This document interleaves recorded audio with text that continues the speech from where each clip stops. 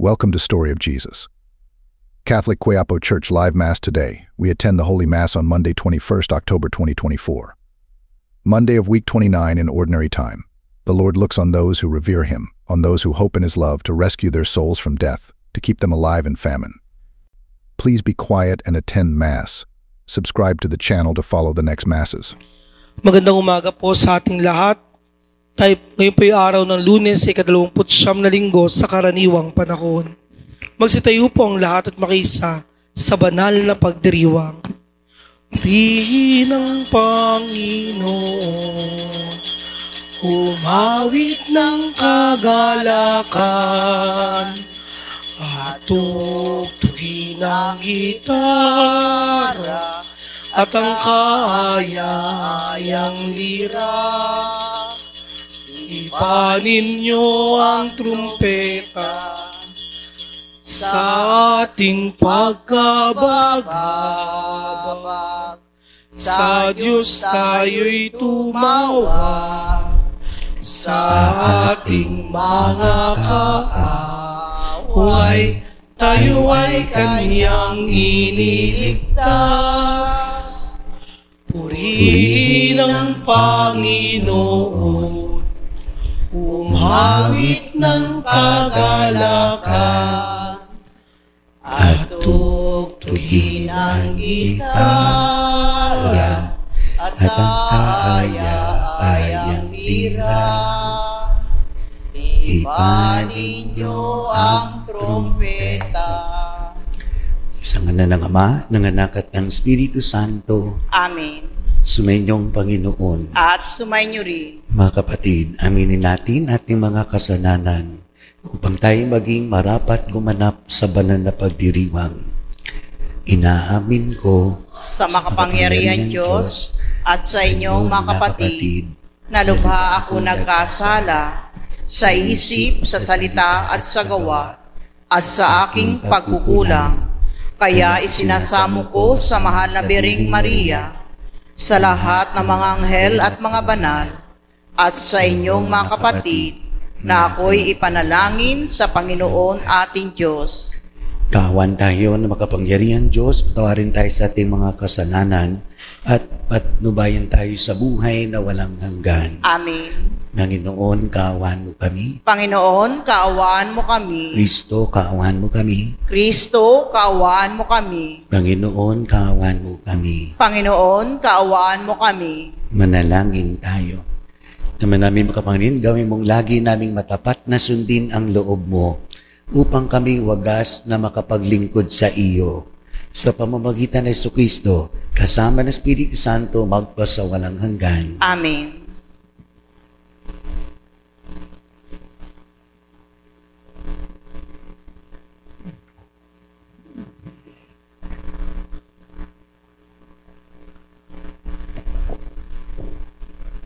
Pagbasa mula sa sulat ni Apostol San Pablo sa mga taga-Roma. Mga kapatid, hindi nag-aalinlangan si Abraham sa pangako ng Diyos, kundi lalo siyang tumibay sa pananalig at pinurin niya ang Diyos. Lubos siyang nanalig na matutupad ng Diyos ang kanyang pangako. Kaya't dahil sa kanyang pananalig, siya ay pinawalang sala. Ngunit ang salitang pinawalang sala ay hindi lamang para sa kanya, kundi para din sa atin. Tayo ay pinawalang sala dahil sa ating pananalig sa Diyos na muling bumuhay kay Jesus na Panginoon natin. Ipinapatay siya dahil sa ating mga kasalanan at muling binuhay upang tayo ay mapawalang sala. Ang salita ng Diyos. Salamat sa Diyos. Poong Diyos ay purihin, nilingap niya ang Israel. Poong Diyos ay purihin, nilingap niya Israel. Nagpadala ang Diyos sa atin ng makapangyarihang tagapagligtas mula sa lipi ni David na kanyang lingkod. Ipinangako niya sa pamamagitan ng kanyang mga banal na propeta noong una. Poong Diyos ay purihin, nilingap niya ang Israel. Na ililigtas niya tayo sa ating mga kaaway at sa kamay ng lahat ng napopoot sa atin. Ipinangako rin niya na kahabagan ng ating mga magulang at alalahanin ang kanyang banal na tipan. Poong Diyos ay purihin, nilingap niya ang Israel. Yan ang sumpang binitiwan niya sa ating amang si Abraham, na ililigtas tayo sa ating mga kaaway, upang walang takot na makasamba sa Kanya, at maging banal at matuwid sa Kanyang paningin, habang tayo'y nabubuhay. Poong Diyos ay purihin, nilingap niya ang Israel. Alleluia, Alleluia. Mapalad ang mga dukha na tanging Diyos na lumikha, ang pag-asa, hati ka. Alleluia, Alleluia.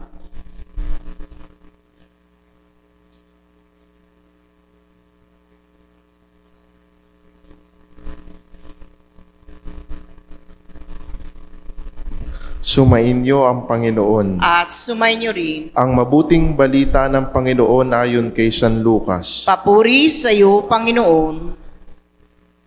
Noong panahong iyon, sinabi kay Jesus ng isa sa mga tao, Guro, iutos nga po ninyo sa kapatid ko na ibigay sa akin ang bahagi ko sa aming mana. Sumagot siya, Ginoo, sino ang naglagay sa akin bilang hukom o tagapaghati ng mana ninyo? At sinabi niya sa kanilang lahat, Mag-ingat kayo sa lahat ng uri ng kasakiman, sapagkat ang buhay ng tao ay wala sa laki ng kayamanan. At pagkatapos ay isinaysay ni Jesus ang talinhagang ito. Ang bukirin ng isang mayaman ay umani ng sagana, kaya't nasabi niya sa sarili, Ano ang gagawin ko?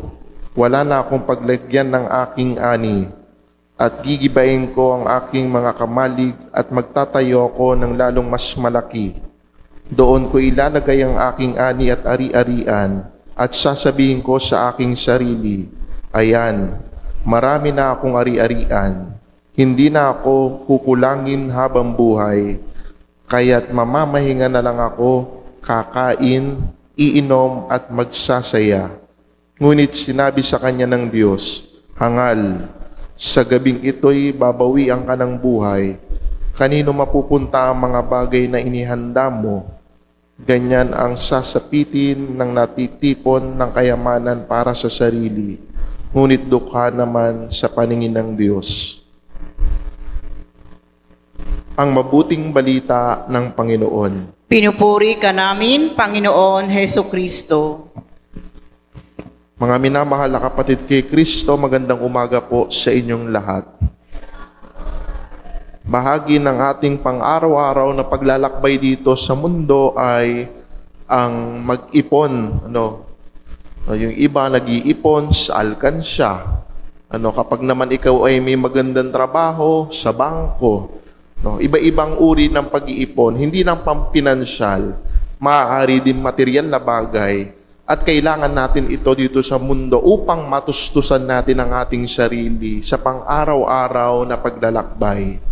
Kaya naman sa ating pag-iipon, tanda ito ng pagiging seguridad natin sa ating sarili upang dumating man ang mga panahon na magkagutuman at taghirap, meron tayong makukuha at madudukot upang mas patuloy natin matustusan ang ating sarili. Ngunit bahagi ng sinasabi ng talinhaga ni Jesus sa Ebanghelyo na sa pag-iipon natin dito sa mundo para sa ating seguridad, dalawa din dapat yung iniipon natin. Hindi lang yung mga pangangailangan dito sa mundong ito, ngunit dapat nag-iipon din tayo para dun sa kabilang buhay. At ang pag-iipon na yun dun sa kabilang buhay ay ang paggawa ng kabutihan sa ating kapwa, ang pagtalima sa kalooban ng Diyos at ang pagsunod sa utos ng Diyos. Kaya naman dun sa talinhaga ni Jesus sa usapin ng mana at bukirin, dahil nga secure na yung tao sa pag-iipon ng kanyang mga inani, ng kanyang mga kagamitan, kung ano ang meron siya, sa huli, mag-iinom na lang siya, kakain at magsasaya dahil meron na siyang lahat. Ngunit nakalimutan, nung nag-ipon dun sa bukirin, meron pa siyang kulang. yung kayamanan sa kabilang buhay, kundi tama si Jesus sa Ebanghelyo sapagkat nabanggit niya, hangal, sa gabing ito'y babawi ang kanang buhay, kanino mapupunta ang iyong mga ari-arian? Hindi mo to madadala sa kabilang buhay. Bahagi ng pagiging seguridad natin, lalo na kapag nasobrahan na, ayan, diyan napapasok ang kasakiman. At kapag pumasok ang kasakiman, magiging bulag tayong tulungan ang kapwa nangangailangan. Mga minamahal na kapatid, sa ating pag-iipon ng mga material na bagay dito sa mundo, pampinansyal man yan, ari-arian, bahagi po yan para sa ating sariling seguridad. Ngunit dapat nag-iipon din tayo ng ating kayamanan sa kabilang buhay. Ang pagbabahagi natin ng meron tayo sa kapwang walang-wala. Ang pagbabahagi natin sa kapwa nangangailangan ng meron tayo upang ang kapwa natin ay magkaroon din ng seguridad sa buhay, upang sama-sama tayo magtatamasa ng kayamanan ng kalangitan, ang kaharian ng Diyos. Patuloy po tayong sumunod sa kalooban ng Diyos sa talinhagang ibinigay ni Jesus. Na mag-ipon tayo dito, bahagi po iyan. Pero sana mag-ipon din tayo ng kayamanan para sa kabilang buhay. At ang kayamanang iyon ay ang paglayo natin sa kasakiman, ang magbahagi sa kapwa, at ang pagtalima sa Diyos. Dalawang pag-iipon. Pag-iipon dito sa mundo at ang pag-iipon sa kabilang buhay sa kalangitan ng Diyos Ama.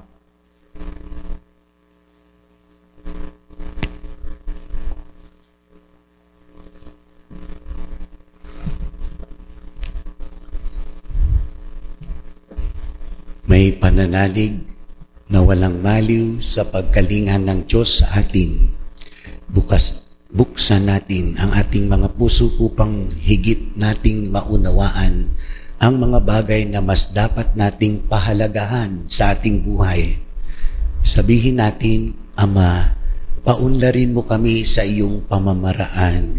Ama, paunlarin mo kami sa iyong pamamaraan.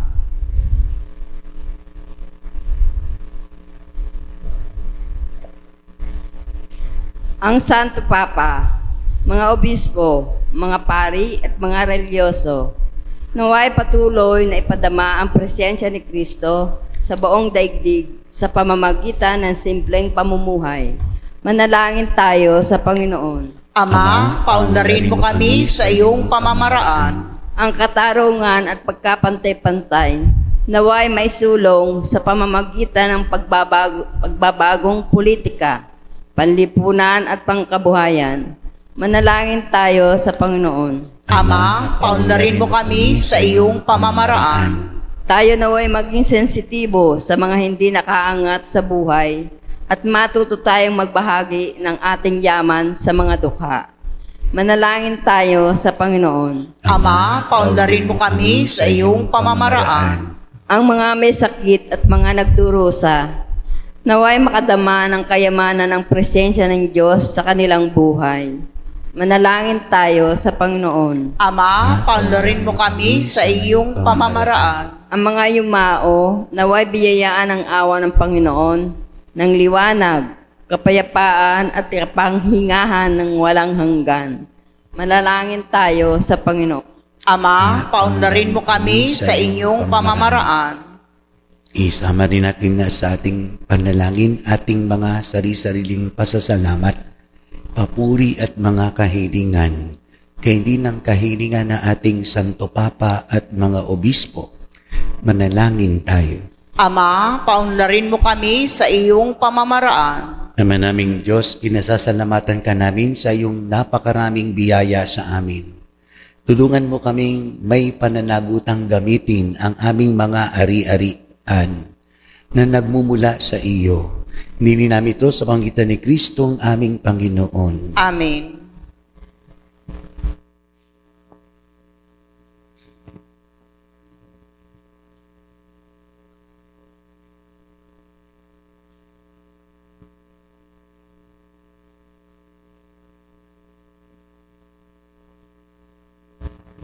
Kapuri-puri ka, Diyos amang lumikha sa sanlibutan, sa iyong kagandahang loob, narito aming mayaalay mula sa lupa at bunga ng aming paggawa. Ang tinapay na ito para maging pagkaing nagbibigay buhay. Kapuri-puri ang puong may kapal, ngayon at kailanman. Kapuri-puri ka, Diyos amang lumikha sa sanlibutan, sa iyong kagandahang loob, narito aming mayaalay mula sa katas ng ubas at bunga ng aming paggawa, ang alak na ito para maging inuming nagbibigay ng iyong espiritu. Kapuri-puri ang puong may kapal, ngayon at kailanman. Diyos amang lumikha, nakikiusap kaming mga makasalanan, tanggapin mo aming pagsisisi bilang handog, upang kami matutong sumunod sa inang buong puso.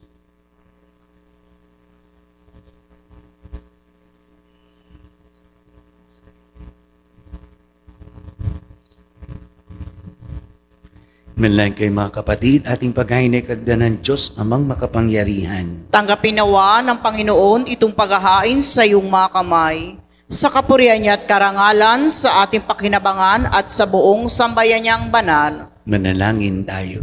Naman namin lumikha, ipagkalamong ikaw ay aming kusang mapaglingkuran sa paghain namin ng mga alay na iyong bigay, upang kami dalisayin ng iyong pagmamahal sa paglilingkod namin ngayong ginaganap ang banal na pagdiriwang sa pamamagitan ng Jesucristo, kasama ng Espiritu Santo, magpasawalang hanggan. Amen. Sumainyong Panginoon, At sumainyo rin. at sa Diyos sa inyong puso at diwa. Itinaas na namin sa Panginoon. Pasalamatan natin ang Panginoong ating Diyos. Marapat na siya ay pasalamatan. Naman namin makapangyarihan, tunay ngang marapat na ikaw ay aming pasalamatan.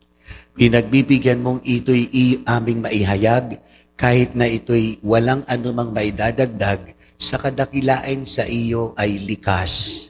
Sa pagpupuri namin, ang nakikinabang ay kami ring iyong pinakikiharapan sa pamamagitan ng iyong anak na minamahal. Kaya kaisa ng manghel na nagsisiawit ng papuri sa iyo ng walang humpay sa kalangitan, kami nagbubunyi sa iyong kadakilaan. Santo, Santo, Santo, Panginoon Diyos na makapangyarihan, napupuno ang langit at lupa ng kadakilaan mo. O sana sa kaitaasan, pinagpala kang naparirito sa ngalan ng Panginoon. O sana sa kaitaasan. Naman naming banal, ikaw ang bukal ng tanang kabanalan, kaya't sa pamamagitan ng Espiritu, gawin mong banal ang mga kaloob na ito upang para sa aming maging katawan at dugo ng aming Panginoong Hesu Kristo. Bago niya pinagtiis ang kusang loob na maging handog, hinawakan niya ang tinapay, pinasalamatan kanya, inaghati-hati niya yon, iniabot sa kanyang mga alagad at sinabi, "Tanggapin ninyong lahat ito at kanin. Ito ang aking katawan na ihahandog para sa inyo."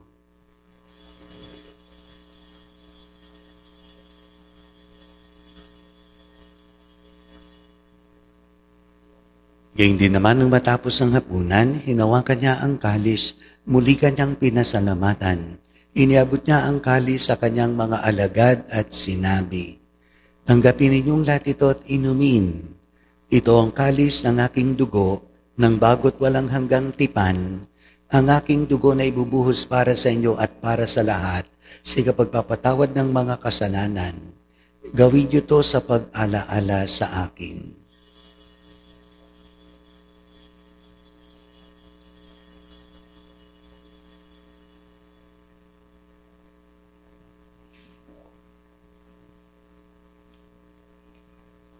Ipagbunyi natin ang misteryo ng ating pananampalataya. Si Kristo'y namatay, si Kristo'y nabuhay, si Kristo'y babalik sa wakas ng panahon. Ama, ginagawa namin ang pag-aalaala sa pagkamatay at muling pagkabuhay ng iyong anak. Kaya't inalay namin sa iyo ang tinapay na nagbibigay buhay at ang kalis na nagkakaloob ng kaligtasan. Kami nagpapasalamat dahil kami iminarapat na tumayo sa harap mo para maglingkod sa iyo. Sinasamo namin kami magsasalo-salo sa katawan at dugo ni Kristo ay mabuklod sa pagkakaisa sa pamamagitan ng Espiritu Santo. Ama, lingapi mong simbahang laganap sa buong daigdig, puspusin mo kami sa pag-ibig. Kaisa ni Francisco na aming Papa, Reynaldo naming Bispo at ng Tanang Kaparian. Alalahan ko rin ang mga kapatid naming nahimlay, may pag-asang sila'y muling mabubuhay, gayon din ang lahat ng mga pumanaw. Kaawan mo sila at patuloyin sa iyong kaliwanagan. Kaawan mo pagindapatin kaming lahat na makasalo sa iyong buhay na walang wakas. Kaysa na malabiring Maria, ina ng Diyos, kaysa ni San Jose, kanang kalisanisang esposo, kaysa na mga apostol at lahat ng mga banal na namuhay disdaigdig ng kalugod-lugod sa iyo, may pagdiwang nawa namin ang pagpupuri sa ikararangal mo sa magitan ng iyong anak na aming Panginoong Hesu Kristo. Sa pamamagitan ni Kristo, kasama niya at sa Kanya, ang lahat ng parangal at papuri sa iyo, Diyos amang makapangyarihan, kasama ng Espiritu Santo, magpasawalang hanggan. Amen. Sa tagubilin ng nakagagaling na utos at tunesus nating Panginoon at Diyos, lakas loob nating dasalin ang Ama namin. Ama namin, Sumasalangit ka, sambahin ang ngalan mo, mapasa amin ang kaharian mo, sundin ang loob mo dito sa lupa para nang sa langit. Bigyan mo kami ngayon ng aming kakanin sa araw-araw, at patawarin mo kami sa aming mga sala, para nang pagpapatawad namin sa nagkakasala sa amin, at huwag mo kaming ipahintulot sa tukso, at iadya mo kami sa lahat ng masama. Amin. Niling namin kami adya sa lahat ng masama, pagkalooban ng kapayapaan araw-araw, iligtas sa kasalanan, at ilayo sa lahat ng kapahamakan, samantalang aming pinanabikan ang dakilang araw ng pagpapahayag ng tagapagligtas naming sa Jesucristo. Sapagkat sa iyo ang kaharian at kapangyarihan at kapurihan magpakailanman. Amin. Panginoong Jesucristo, sinabi mo sa mga apostol, kapayapaan ang iniiwan ko sa inyo, ang aking kapayapaan ang binibigay ko sa inyo. Tunghayan mo aming pananampalataya at huwag ang aming mga pagkakasala. Pagkalooban mo kami ng kapayapaan at pagkakaisa ayon sa iyong kalooban, kasama ng Espiritu Santo magpasawalang hanggan. Amen. Ang kapayapaan ng Panginoon ay laging sumainyo. At sumainyo rin. Magbigayan kayo ng kapayapaan sa isa't isa. Kordero ng Diyos na nag-aalis ng mga kasalanan ng sanlibutan, maawa ka sa amin. Kordero ng Diyos na nag-aalis ng mga kasalanan ng sanlibutan, maawa ka sa amin. Kordero ng Diyos na nag-aalis ng mga kasalanan ng sanlibutan, ipagkaloob mo sa amin ang kapayapaan.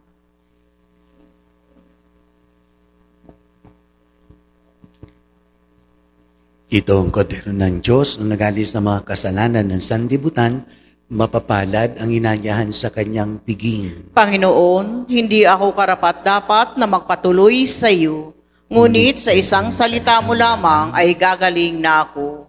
Ipagsanggalang nawa tayo ng katawan at dugo ni Kristo para sa buhay na walang hanggan. Amen.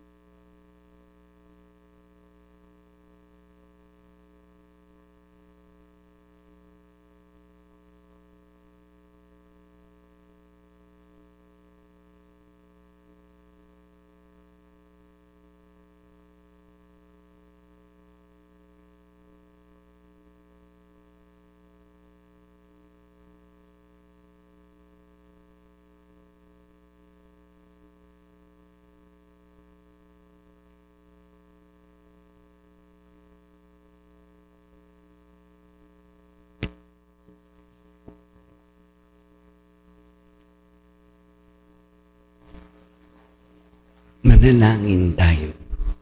Ama naming mapagmahal, para mo gawin mo sa aming banal na pakikinabang. Kami ngayon ay iyong matulungan at mahubog para mamuhay sa kalangitan. Sa panggitan ni Jesucristo, kasama ng Espiritu Santo, magpasawalang hanggan. Amen. Sumainyong Panginoon. At sumainyo rin. Pagpalain kayo ng makapangyarihang Diyos, Ama at ng Anak at ng Espiritu Santo. Amen. Tapos na ang banal na misa, humayo kayo sa kapayapaan ni Kristo. Salamat sa Diyos.